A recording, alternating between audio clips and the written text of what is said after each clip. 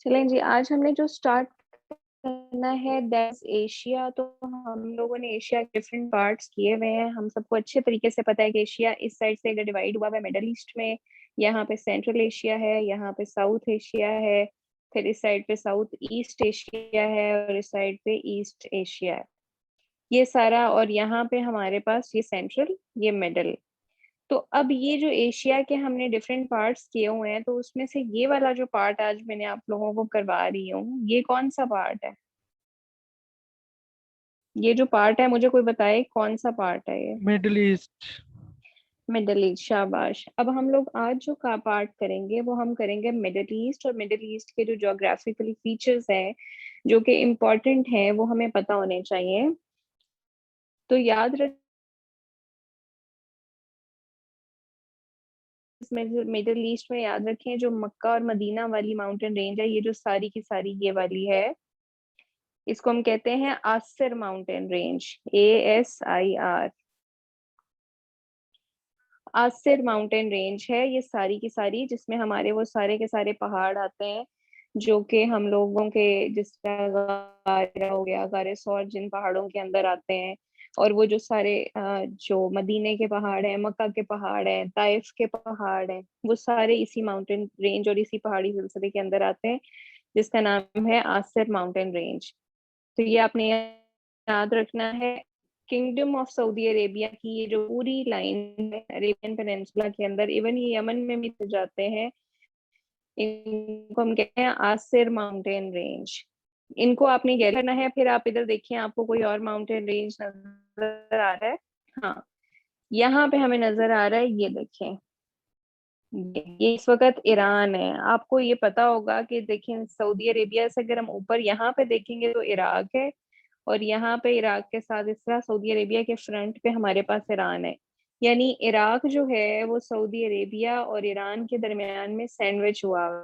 और ईरान के अंदर एक माउंटेन रेंज है जिसका नाम है Zagros mountain range. ZA, Zagros mountain range. ये माउंटेन रेंज आपने याद रखना है कि ये हमारे पास ईरान के अंदर है, और ये पेपर में पूछा जाता है कि ये माउंटेन रेंज कहाँ पर है। मैंने आप लोगों को कैकस माउंटेन रेंज का बताया था ना। कैकस माउंटेन रेंज आपको पता है कि यूरोप में हम लोगों ने पढ़ी थी, क्योंकि हमारे पास जॉर्जिया के अंदर थी कैकस माउंटेन रेंज। और ऊपर आप ये देख पर रशिया में उराल माउंटेन रेंज है जो हम पढ़ चुके हुए हैं। तो ये सारा चीजें अब आप लोगों को क्लियर होती जाएंगी, क्योंकि इस साइड पे हमारे पास ये टर्की है, जॉर्जिया है, रशिया है। तो रशिया में उराल हमने पढ़ा था, इसी तरह जॉर्जिया में कैकस माउंटेन रेंज पढ़ी थी हम लोगों ने। तो ये हमारे पास टर्की है। तो इस तरह से आप लोगों ने इसको कनेक्ट करना है। अच्छा, यहाँ पे आपने याद रखना है, मैं आप लोगों को एक किस्सा सुनाती हूँ कोहे जूदी का। आपको पता है कि ये जो कोहे जूदी है ये क्या है? इसको कहते हैं माउंट अरारत। ये टर्की के अंदर पाया जाता है, किस माउंटेन रेंज के अंदर ही ये आता है। ये कोहे जूदी है ना, इसके बारे में पूछा जाएगा आपसे पेपर, कोहे जूदी कहाँ पर है, तो आपको पता होना चाहिए कि ये टर्की के अंदर है। इसका नाम माउंट अरारत भी कहते हैं इसको। बेसिकली होता ये है कि आपने हजरत नूह का किस्सा पढ़ा होगा कि हजरत नूह की कश्ती डूब गई थी। और बहुत हम लोगों ने, हमें पता है कि ज्योग्राफिक फीचर्स जो हैं वो अपने आप को चेंज करते रहते हैं। उस जमाने की जो समंदर की गहराई थी वो इस टॉप निकली है। इस तरीके से हमें अल्लाह की कुदरत की समझ आती है कि जो हमारे पास हजरत नूह की कश्ती डूबी थी, और वो इतना पुराना किस्सा हमें कुरान में बताया गया, तो आपको पता है वो कश्ती कोहे जूदी के टॉप से मिली है हमें। कि किसी जमाने हमारे पास जो है ये क्या होना था, ये हमारे पास समंदर की गहराई थी, और ये अब एक पहाड़ जो है, एक माउंटेन जो है उसका जो है ये टॉप है। तो ये हमने याद रखना है, और इससे आप लोगों ने इस किस्से को भी मंसूब करना है ताकि आप लोगों को भूले नहीं। अच्छा, ये हम लोगों ने मिडिल ईस्ट में इम्पोर्टेंट चीजें जो पहाड़ी सिलसिले थे वो देख ले, लेकिन आपने ना यहाँ पे एक और पहाड़ का सिर्फ याद रखना है कि यहाँ पे ना ओमान के अंदर एक पहाड़ है, उसका नाम है जबले अख्दर माउंटेन। ये याद रखना है। ये हमारे पास ओमान के अंदर है। थोड़ा सा मिडल ईस्ट की चीजें आपने याद रखना है, अरब लोग है ना ये, तो इनकी जितनी भी चीजें हैं उनका हमारे पास जो अरब लोग हैं डिफरेंट तरह से लिखा होता है, मतलब वर्ड्स के नाम डिफरेंट हैं। बंदर अब्बास होगा, इस तरह हमारे पास शत्तुल अरब होगा, इस तरह हमारे पास हजरल मऊत होगा, यानी इस तरह के अरेबिक टाइप से नाम होंगे, तो आपने इनको याद करना है। थोड़ा सा टेक्निकल है। मतलब अक्सर ये होता था कि मेरे से जो दरिया है वो पहाड़ से मिक्स हो जाता था और मुझे लगता था ये पहाड़ी सिलसिला है। लेकिन अब जिस तरह मैं आपको जबले अखदार माउंटेन रेंज बता रही हूँ, हो सकता है आपको लगे ये हजरल मौत माउंटेन रेंज है। तो आपने इसलिए इसको टेक्निकली थोड़ा ध्यान से याद करना है, इसलिए एक दफा करें और माउंटेन्स अलग करके अलग से करें ताकि आप लोगों को ये मिक्स ना हो। तो हमने यहाँ पे एक जबले अखदार माउंटेन रेंज है, वो आपने याद रखना है। ये हमारे पास इधर ओमान के अंदर है। अच्छा, अब हम करेंगे, हमारे पास जो इम्पोर्टेंट रिवर्स हैं वो आपने देखने हैं कौन से हैं। तो एक ना यमन और ओमान के दरमियान बिल्कुल एक रिवर है जिसको हम कहते हैं हजरे मौत। हजरे मौत जो रिवर है ये आपने याद रखना है कि ये ओमान और यमन के दरमियान में है बिल्कुल। और इसको आप इस लिहाज से बस यही देख लेना है कि it's kind of a border. और बॉर्डर जो होता है उसमें नॉर्मली अगर एवं कोई बंदा क्रॉस कर ले उसकी मौत सर पे होती है। तो हमने ये याद रखना है कि यमन में भी डिस्प्यूट्स चल रहे हैं तो ओमान के साथ मतलब आप नहीं कर सकते उसको। तो आपने उसको हजरे मौत करके इस तरह से याद कर लें कि उनकी बाउंड्री के ऊपर है।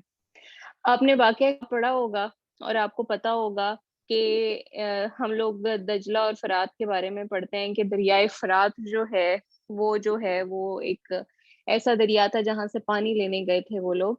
तो आपने याद रखना है कि यहाँ टर्की से जो हमारे पास माउंट अरारत है ना, जो कोहे जूदी है, वहां से वो दरिया फूटता है और वो वहां से होता हुआ नीचे आता है इराक में। इराक के अंदर से यहाँ पे ये मर्ज होता है एक और दरिया के साथ जिसका नाम है टिग्रस। यानी दजरा और फरात इस मुकाम पे मिलते हैं और इस मुकाम का नाम है बसरा। ये बसरा का मुकाम है जहाँ पे दजला और फरात मिलते हैं। ये जरा मैंने लेट में लाए हैं, ये जरा पहले यहाँ पे ही मिल जाते हैं। अच्छा, तो ये आपने याद रखना है, माउंट अरारत से यूफ्रेट आ रहा है और यहाँ से हमारे पास टिग्रस आ रहा है। टिग्रस एंड यूफ्रेट भी कहते हैं, दजला और फरात भी कहते हैं, और किस जगह पे मिलते हैं? बसरा के मुकाम पे। आपको एमसीक्यू ये आ जाएगा कि टिग्रिस जो है, यूफ्रेट जो है, वो किस पहाड़ से आता है, तो आपको पता होगा कि ये अरारत माउंटेन से आता है या कोहे जूदी से आता है या टर्की से आता है। फिर आपने बताना है यूफ्रेट किधर है। आपको एमसीक्यू आएगा, आप बताएंगे ये इराक में है। अगर आपको बताएं कि यूफ्रेट किस दरिया के साथ जंक्शन बनाता है, तो आपको पता होना चाहिए कि ये दजला के साथ जो है वो जंक्शन बनाता है या टिग्रिस के साथ। फिर ये किस मुकाम पे दोनों दरिया मिलते हैं, ये भी एक एमसीक्यू है, और ये बसरा के मुकाम पे मिलते हैं। तो ये सारी चीजें आपने इकट्ठी याद करनी है। और ये दोनों मिलके एक लंबा दरिया बना देते हैं जिसको largest river of middle east कहते हैं, और उसका नाम है दरियाए शत्तुल अरब। शत्तुल अरब रिवर बन जाता है। जैसे हमने पता वो डार्लिंग और मरे रिवर किया था ऑस्ट्रेलिया में, डार्लिंग रिवर मरे रिवर के साथ मिक्स होता है, वो फिर इकट्ठे हो जाते हैं। तो डार्लिंग और मरे रिवर जो है वो इकट्ठे हो जाते हैं, तो उनको फिर हम डार्लिंग मरे रिवर कह देते हैं। इस तरह दजला और फरात जब आपस में मिक्स मिक्स होते हैं तो लंबा सा एक दरिया बनता है जिसका नाम है शत्तुल अरब, जो कि रिवर से इससे इराक से होता हुआ पर्शियन गल्फ में गिरता है। और शत्तुल अरब जो है, this is the largest river in the Middle East. ये largest river in the Middle East है। तो ये आपने इस तरीके से याद करना है। तो ये हमारे पास जो है, ये हमने रिवर देख लिए। ऊपर हमें रशिया के रिवर हमने अभी नहीं करने। हाँ, रशिया के ये दो रिवर मैंने आपको अभी नहीं कराए थे, इनको आपने ना रशिया का एक टी बनाना है। ये टी रशिया का ना एक टोबल रिवर है, एक ओबी रिवर है और एक इर्तिश रिवर है। ये तीन है। ये हमारे पास उराल माउंटेन से इस तरफ है। ठीक है, उस साइड पे वोल्गा रिवर है, इस तरफ ये टी रिवर्स हैं इसके ना, मतलब ये टी इस तरह से इन सेंस की टी बनता है। इनका एक जंक्शन होता है इस पॉइंट पे, इस पॉइंट पे, ये वाला पॉइंट। तो ओबी रिवर टोबल रिवर में गिर के इर्तिश रिवर बनाता है। आपने इसी तरह याद रखना है कि ओबी रिवर टोबल रिवर के अंदर गिर के इर्तिश रिवर बनाता है। और ये जो रिवर्स हैं ये रशिया के अंदर हैं तीन, ये भी आपने याद रखने हैं।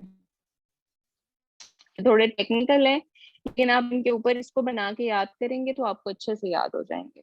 अच्छा, उसके बाद जो मिडल ईस्ट में इम्पोर्टेंट चीज़ है, आपको पता है कि मिडल ईस्ट जो है वो क्यों मशहूर है? हमें पता है कि ये वो वाली कंट्रीज़ हैं जहाँ पे ऑयल जो है वो बहुत ज़्यादा उसकी एक्सपोर्ट इम्पोर्ट होती है, एक्सपोर्ट ही होती है ख़ास तौर पे।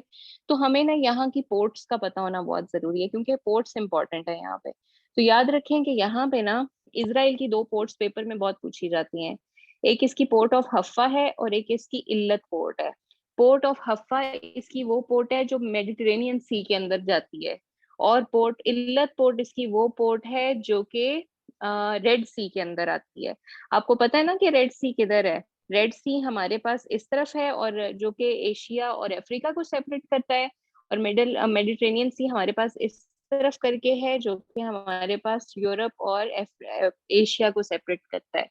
तो रेड सी जो हमारे पास आपने याद रखना है कि इज़राइल की पोर्ट ऑफ हफ़ा जो है वो मेडिटेरेनियन सी में खुलती है और इसकी जो पोर्ट ऑफ जो इल्लत पोर्ट है वो इसकी रेड सी में खुलती है, तो ये आपने याद रख लेना है। एक हमारे पास जॉर्डन की इंपॉर्टेंट पोर्ट है उकबा पोर्ट, ये भी रेड सी के लिए है। ये भी आपने याद रखनी है कि जॉर्डन की कौन सी पोर्ट है। मिडल ईस्ट की ज्यादातर पोर्ट्स पूछी जाती हैं, तो आपको पता होना चाहिए कि मिडल ईस्ट की कौन सी पोर्ट जो है वो उकबा पोर्ट है। उकबा पोर्ट जॉर्डन की पोर्ट है। अच्छा, ये जो मैंने यहाँ पे पोर्ट बनाई हुई है ना, ये दिस इज अदान पोर्ट। आपको पता है यमन का कैपिटल भी अदान है, ऐसे ही है। ये वो वाली पोर्ट है जिसके ऊपर एक दफा सऊदी अरेबिया ने धमाका किया था और जितना इनके फूड के जखायर थे ये चले गए थे और यमन के अंदर कहत आ गया था। और अभी भी यमन के जो लोग हैं वो क्या करते हैं, वो उस कहत की वजह से मतलब उनको काफी ज्यादा फूड शॉर्टेज है। इवन यूएन की जो हमारी एजेंसीज हैं फूड से रिलेटेड, वो उनकी हेल्प भी नहीं कर पाती क्योंकि ये पोर्ट इनकी तबाह हो गई थी।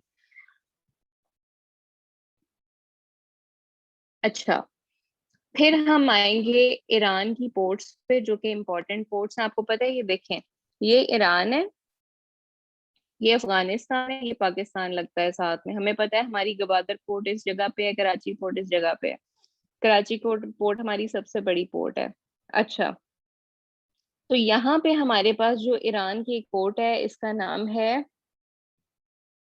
बंदर अब्बास, पोर्ट बंदर अब्बास। ये पोर्ट आपने इसकी याद रखनी है। एक इसकी अबादा पोर्ट आपने याद रखनी है और इसकी चाबहार पोर्ट याद रखनी है। और ये ज्यादा याद रखनी है कि वो पोर्ट है जो इंडिया की इन्वेस्टमेंट से बनी है। यानी इंडिया ने ईरान के अंदर इन्वेस्टमेंट, ये इंडिया है, इसने ईरान के अंदर चाबहार पोर्ट में इन्वेस्टमेंट की है ताकि ये पोर्ट इनकी वर्किंग में आए। और क्योंकि यहाँ पे गवादर है तो ये अपनी तरफ से इसके कंपैरिजन में बनी है, लेकिन there is no comparison between Gwadar and Chabahar.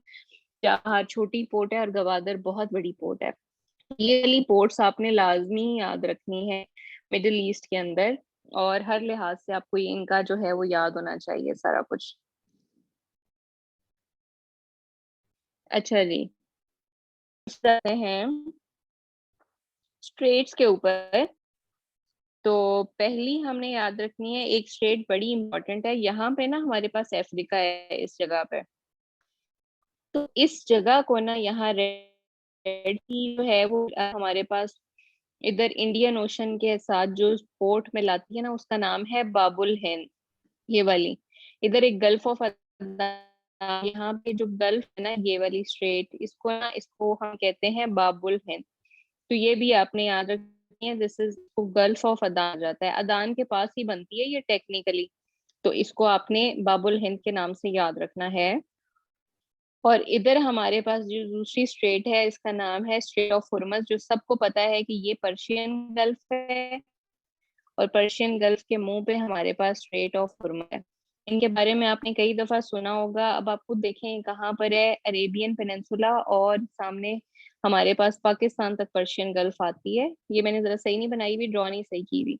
This is Persian gulf, और पर्शियन गल्फ का जो रास्ता है, ये वाली जो जगह है, this is straight of Hormuz, जिसके अंदर से सारे जो बहरी जहाज जो कि ऑयल की ट्रांसपोर्ट वगैरह करते हैं और ऑयल लेके जाते हैं, वो सारे के सारे इस गल्फ ऑफ अदान के अंदर से, स्ट्रेट ऑफ हॉर्मस के अंदर से गुजर के जाते हैं। अच्छा, ये तो हो गई हमारे जो हैं वो पोर्ट्स भी हो गई, हमारे रिवर भी हो गए। अब हमारा जो एक और चीज रह गई है which is very important, that is deserts. तो आपने एक तो ये आपको मैंने उस दिन बताया था कैस्पियन सी लेक है, ये आपको याद होनी चाहिए कि ये लेक इसलिए इसको कहते हैं क्योंकि चारों साइड से बंद है।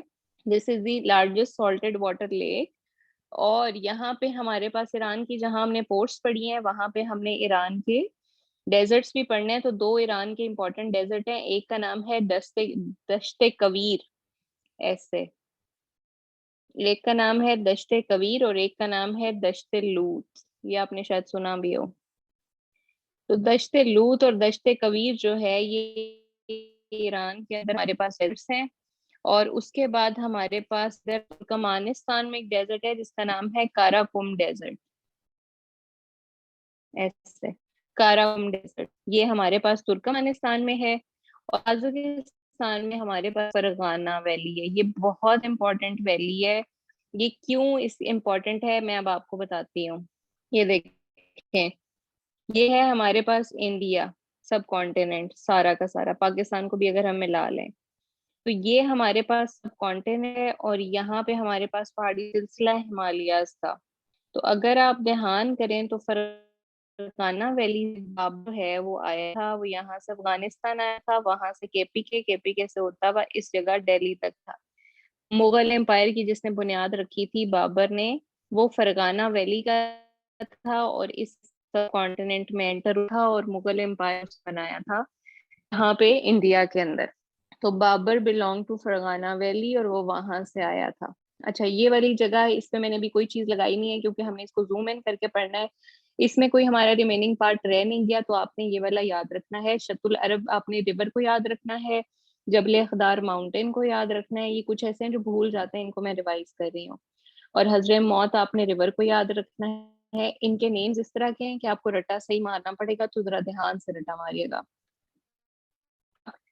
अब अगर मैं आपको पाकिस्तान का मैं सिर्फ पहाड़ी सिलसिला फिलहाल बताऊंगी, बिकॉज हमने डिटेल में जो करना है ना वो हमने इस वक्त इंडिया को करना है। तो आपने याद रखना है, पाकिस्तान हम आखिरी क्लास में करेंगे। ये हमारे पास पाकिस्तान का नॉर्थ है अफगानिस्तान के साथ, वेस्ट है, ये हमारे पास हमारा नॉर्थ है, और ये हमारा ईस्ट है। तो याद रखें कि पाकिस्तान के वेस्ट में जो पहाड़ी सिलसिला है उसको हम कहते हैं हिंदू कश रेंज, यानी कि केपी के वाली साइड पाकिस्तान का एरिया है, दैट इज हिंदू कश रेंज। और यहाँ नेपाल से शुरू होता है, इंडिया की टॉप से होता हुआ यहाँ तक आता है ये पहाड़ी सिलसिला, इसको हम कहते हैं हिमालय रेंज।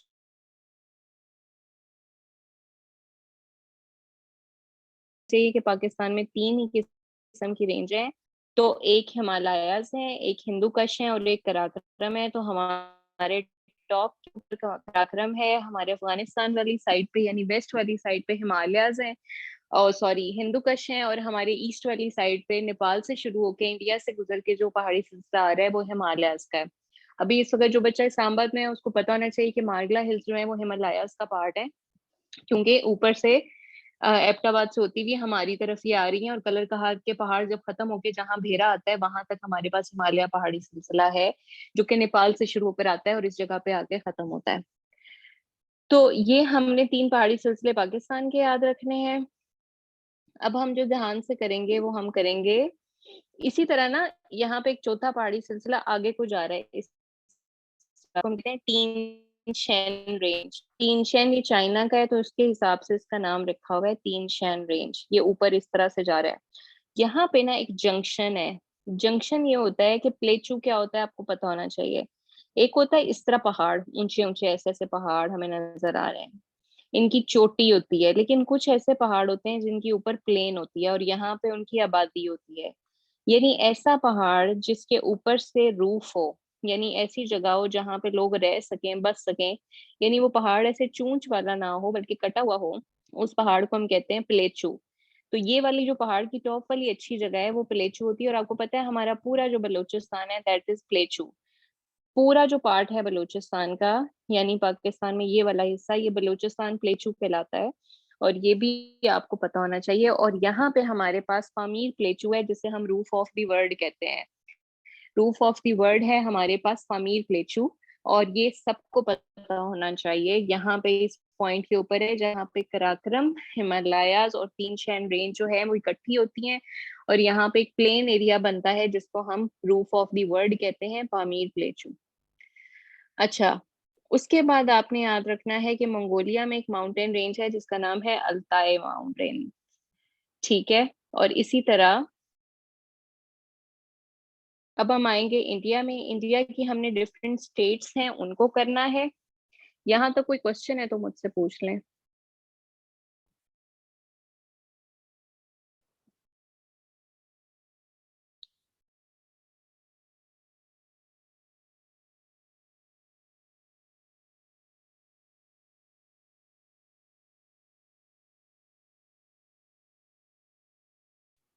अच्छा जी, अब हम करेंगे इंडिया में। तो इंडिया की ना मैं पहले आपको स्टेट्स थोड़ी सी बताऊंगी, ताकि आपको एक रफ सा आइडिया हो जाए कि इंडिया किस शेप का है। हमारे जहाँ कश्मीर है ना, वहाँ इंडिया का शिमला है। आपने बचपन में ड्रामे देखे होंगे तो आपको काफी नाम वैसे ही फेमिलियर होंगे। तो यहाँ पे इंडिया का जो, हमारे उस तरफ कश्मीर जो इंडियन ऑक्यूपाइड कश्मीर है, उसके बिल्कुल टॉप पे इंडिया का शिमला है, जो कि उसके बिल्कुल साथ हमारे इस तरफ पंजाब है, और उनका भी इस तरफ पंजाब है। यानी हमारा पंजाब इंडिया के पंजाब के साथ जुड़ा हुआ है। फिर जो हमारा सिंध वाला पार्ट है, ये वाला, जहाँ हमारा थर डेजर्ट है, वो थर उस तरफ इंडिया की साइड पे राजस्थान डेजर्ट कहलाता है। और ये इंडिया की जो स्टेट है, दिस इज राजस्थान। तो ऊपर उनकी शिमला है, फिर उसके बाद पंजाब है, फिर राजस्थान आती है स्टेट। उसके बाद उनकी एक इम्पोर्टेंट स्टेट है हरियाणा, वो इसके बाद शिमला के बाद नीचे आती है। और उत्तराखंड एक और स्टेट है जो यहाँ पे आती है। इंपॉर्टेंट इंपॉर्टेंट के मैंने नाम आपको यहाँ पे लिख दिए हैं। उत्तराखंड के बिल्कुल साथ नेपाल है। नेपाल कंट्री है, ये आपको पता होना चाहिए। जिसका कैपिटल क्या है?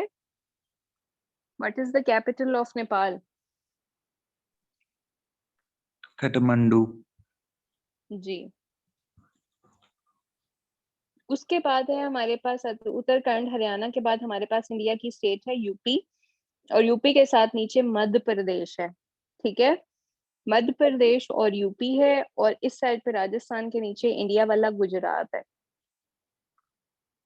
अब यहाँ पे अगर आप थोड़ा सा आगे जाएं तो आप यूपी के साथ आगे इनका बिहार है। एक दो गाने भी है ना, यूपी बिहार चलें, कोई इस टाइप का। सो this is UP, this is Bihar. अब आप देखेंगे कि थोड़ा सा अगर हम इस तरफ जाएं तो यहाँ पे बंगाल इनकी स्टेट है, उड़ीसा। उड़ीसा इनकी वो स्टेट है जो कि कलकत्ता जिसके अंदर मौजूद है, उसका कैपिटल वो भी है, दारुल हुकूमत भी है उड़ीसा का। और यहाँ पे इनके जो है ना, वो एक पता नहीं छप्पड़गढ़ है कि छत्तीसगढ़ है, इनकी एक और स्टेट है, ये वो मौजूद है। ये ना मैंने सिर्फ इम्पोर्टेंट स्टेट्स जिनका नाम हमने सुना हुआ है। ये देखें यहाँ पे, ये महाराष्ट्र स्टेट है गुजरात के नीचे। अब ये वाली जो स्टेट है महाराष्ट्र, उसके बाद यहाँ पे नीचे हैदराबाद स्टेट है। तो अगर आप ध्यान से देखें तो शिमला है, पंजाब है, राजस्थान है, गुजरात है, महाराष्ट्र है, हैदराबाद है। ये इस लाइन में इनकी स्टेट्स आ रही हैं। और इनकी हरियाणा, यूपी, और इसका सीक्वेंस बना ले, हरियाणा, यूपी, बिहार, इसका सीक्वेंस बना ले। ठीक है। और इधर अपने उत्तराखंड याद रखना है, इधर आपने मध्य प्रदेश याद रखना है। ठीक है। और ये इस तरीके से हमारा इधर उड़ीसा है, और नीचे इनका तमिलनाडु है। ये तमिल स्टेट्स है इनकी ज्यादातर। अच्छा, यहाँ पे ना आपने याद रखना है कि इधर हमारे पास महाराष्ट्र के अंदर हमारे पास मुंबई है, और महाराष्ट्र स्टेट को हम गेटवे ऑफ इंडिया भी कहते हैं। अब मैं आपको इनकी डिटेल थोड़ी सी बताऊंगी कि जिस तरह पाकिस्तान और इंडिया का यहाँ पे जो जंक्शन है ना कराची के पास, इसको हम कहते हैं गल्फ ऑफ कच्छ। और ये वो पॉइंट है जहाँ रन ऑफ कच्छ का पाकिस्तान और इंडिया का मसला भी शुरू हुआ हुआ है। सब कहते हैं, इंडिया कहता है हमारा है, पाकिस्तान कहता है हमारा है। यहाँ पे बहुत ज्यादा मछलियां आती हैं उसके अंदर से, अरेबियन सी के अंदर से, क्योंकि ये ना बंद एक जगह है। इट्स लाइक एक मतलब अंदर से लंबी सी जगह से जमीन खाली हुई हुई है, और यहाँ पे हजारा हाँ मछलियां आती हैं। और यहाँ पे जो मछेरे होते हैं वो मछलियों को पकड़ते हैं, और वो मछलियां बहुत ज्यादा इकोनॉमिक बेनिफिट के लिए होती हैं। और इंडिया और पाकिस्तान की यही लड़ाई है कि रन ऑफ कच्छ किसका है। लेकिन basically run of Kutch technically Pakistan का बनता है। और वो कहते हैं कि इसमें आप लोग ना अपना वो फॉर्मूला लगाओ कि दरिया का इसको हाफ कर लो हमारे साथ, हाफ इंडिया को दो, हाफ पाकिस्तान को। पाकिस्तान मानता नहीं है। पाकिस्तान कहता है ये कोई दरिया नहीं है कि हमें इसके ऊपर आप लोगों का दरिया वाला फॉर्मूला, दरिया का यही फॉर्मूला, उसका मुझे अभी नाम नहीं याद आ रहा, कि उसको बीच में से आप डिवाइड कर लोगे उस फॉर्मूले के तहत ना। तो वो कहते हैं कि ये फॉर्मूला होना चाहिए। उसके बाद जी हमारे पास यहाँ पे गुजरात के अंदर सूरत पोर्ट है। ये वो पॉइंट है जहाँ पे ईस्ट इंडिया कंपनी आई थी, और इन्होंने अपनी पहली यहाँ पे ब्रांच बनाई थी। सूरत पोर्ट आपको याद होगी, ये आपने पढ़ी भी होगी। उसके बाद यहाँ पे हमारे पास महाराष्ट्र स्टेट में वी हैव मुंबई, और मुंबई के अंदर हमारे पास क्या है, बॉलीवुड है। और बॉलीवुड होने की वजह से इस पूरी जगह को हम, महाराष्ट्र स्टेट को हम कहते हैं कि this is the gateway of India. फिर नीचे आप हैदराबाद में चले जाएं तो यहाँ सेकंड स्टेट जिसका नाम है गोवा, ये भी आप लोगों को पता होगा। और यहाँ पे ही मैसूर मौजूद है जहाँ टीपू सुल्तान होते थे। आपको पता होगा सबको कि टीपू सुल्तान हमारे हीरो हैं, और वो यहाँ पे इस मैसूर स्टेट के जो हैं वो प्रिंस थे। हमारे पास एक पोर्ट है जिसका नाम है कालीकट पोर्ट, ये वाली, ये वाली। तो आपको पता है जब हमारे पास फ्रेंच आए थे ना, सॉरी जब ब्रिटिश आए थे, तो उस वक्त हमारे पास फ्रेंच भी आए थे। और इसी तरह हमारे पास एक बंदा जो उनका पुर्तगीज था ना 1498 में, जिस तरह 1492 में कोलंबस ने अमेरिका दरियाफ्त किया था ना, वो बेसिकली इंडिया ही जा रहा था, लेकिन बाई चांस वो अमेरिका की लैंड में चला गया। अगर हम मैप को ध्यान से देखें ना, ये यूरोप है, ये अफ्रीका है, और ये इंडिया है। इधर हमारे पास नॉर्थ एंड इधर साउथ अमेरिका है। वो यहाँ से निकला था और वो यहाँ घूमने के बजाय ना कहीं यहाँ फंस गया, और ये इधर एक्चुअली फंस आके इन्होंने यहाँ पे आना था। ठीक है, आना इन्होंने इंडिया में था, लेकिन वो चला गया कोलंबस 1492 में अमेरिका चला गया। लेकिन कोलंबस की ही जिद में जो है, नहीं, कोलंबस की ही जिद में आके जो इन्होंने किया था, क्या इसको कहते हैं, पुर्तगीज जो इन्होंने भेजा था ना, Vasco da Gama, he came all the way from Portugal to this port. ये जो कालीकट पोर्ट है इसके अंदर वो आया था। उसके बाद जी आ जाता है हमारे पास यहाँ पे, ये आपने याद रखनी है, इस पॉइंट को हम कहते हैं जी बे ऑफ बंगाल। ये वाला जो पॉइंट है इसको हम बे ऑफ बंगाल कहते हैं। बे आपको मैंने बताई थी कि कटा हुआ पार्ट होता है लैंड का, जो ऐसे कट सा बेस ही बनाते हैं, तो उसको बे ऑफ बंगाल कहते हैं। So this is Bay of Bengal, ये आपने इसको याद रखना है इंडिया की। अब हम आते हैं, हमने यहाँ पे पोर्ट्स देख लिए, हमने डिफरेंट इंडिया की स्टेट्स देख ली, हमने प्लेचू भी देख लिया, ठीक है ना। यहाँ पे एक प्लेचू ऑफ तिब्बत भी मौजूद है, ये वाला, ये चाइना के अंदर है। इसको भी आप छोड़ दें, करना है तो कर लें, कोई मसला नहीं है। अच्छा, अब हमने देखना है रिवर सिस्टम इंडिया के जो इम्पोर्टेंट हैं, जो कि हमारे पेपर में आ सकते हैं। इंडिया की कुछ स्टेट्स के नाम इसलिए आपको कराए कि हो सकता है ये आपको पेपर में आ जाए। तो याद रखें, मुंबई जो है ना, इस यहाँ पे इस जगह पे एक रिवर है। सूरत पोर्ट और मुंबई के दरमियान जो जगह है, महाराष्ट्र और गुजरात की बाउंड्री पे एक रिवर है जिसका नाम है तप्ती रिवर। ये तप्ती रिवर, ये रिवर है। उसके बाद इनका ना एक इस जगह पे उत्तर प्रदेश, इनकी एक स्टेट है यहाँ पे। मध्य प्रदेश की तरह ना उत्तर प्रदेश भी एक स्टेट है। वहां पे इनका रिवर है जिसका नाम है कृष्णा। कृष्णा लिखा हुआ है मैंने, बेसिकली कृष्णा रिवर है इनका। और आपको पता है कि जो बंगाल है वो यहाँ पर है, मैं आपको बताती हूँ। दिस इज इनकी Odisha state, this is Bengal जो कि बांग्लादेश है। अब ये पहले ईस्ट पाकिस्तान बन गया था। तो असल में जो पूरा का पूरा बंगाल था ना, वो एक्चुअली में ये वाला सारा पार्ट था। ठीक है, फिर ये दो में डिवाइड हुआ 1905 में, पार्टीशन ऑफ बंगाल हुई, और उसमें ये दो में डिवाइड हो गया, एक ईस्ट बंगाल हो गया और एक वेस्ट बंगाल हो गया। ईस्ट बंगाल जो कि ये वाला है, इसका कैपिटल उन्होंने ढाका बना दिया, और वेस्ट बंगाल का इन्होंने कैपिटल कैलकाटा बना दिया। तो ईस्ट बंगाल और वेस्ट बंगाल जो है वो उस वक्त ऐसे थे, बाद में ईस्ट बंगाल ईस्ट पाकिस्तान बन गया, और बाद में ये बांग्लादेश बन गया। This is Calcutta.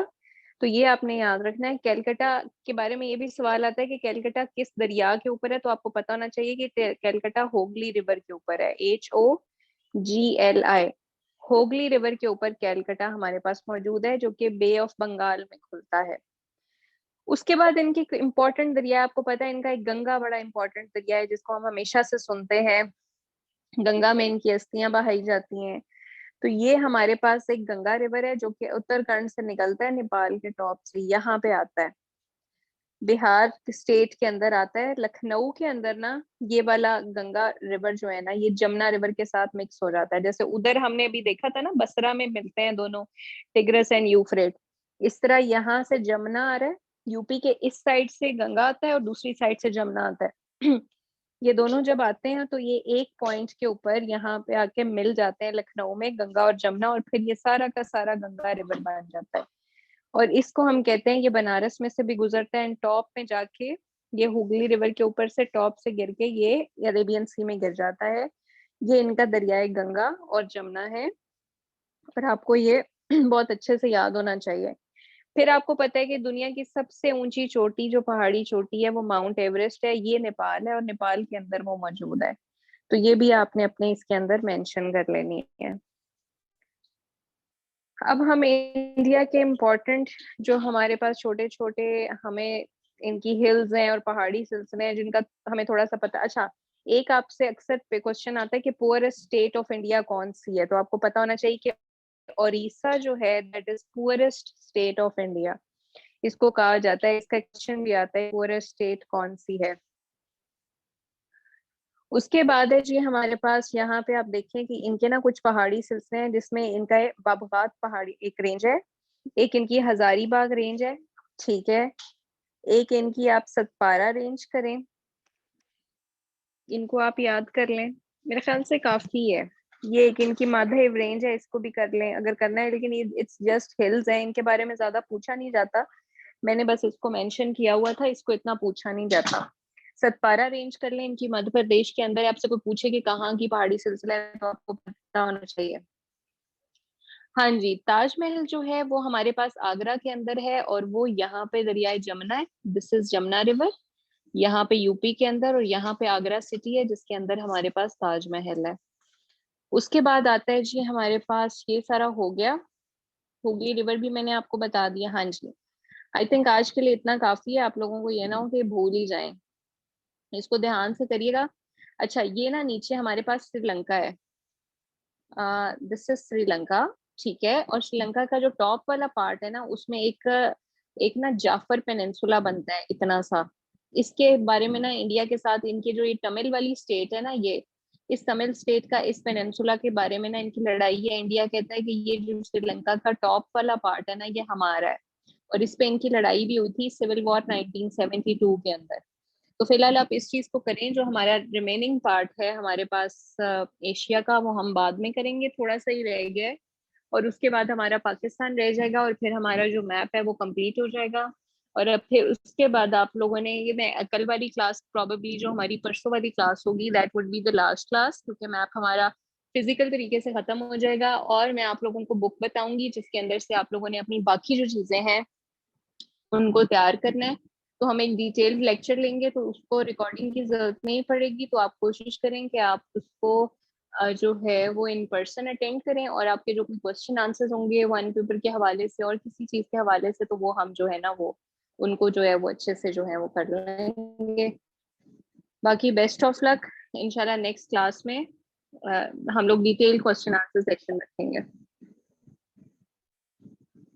Usman kindly recording group में भेज दीजिएगा, मुझे भी भेज दें। बुक बच्चे इम्तियाज शाहिद की बुक है।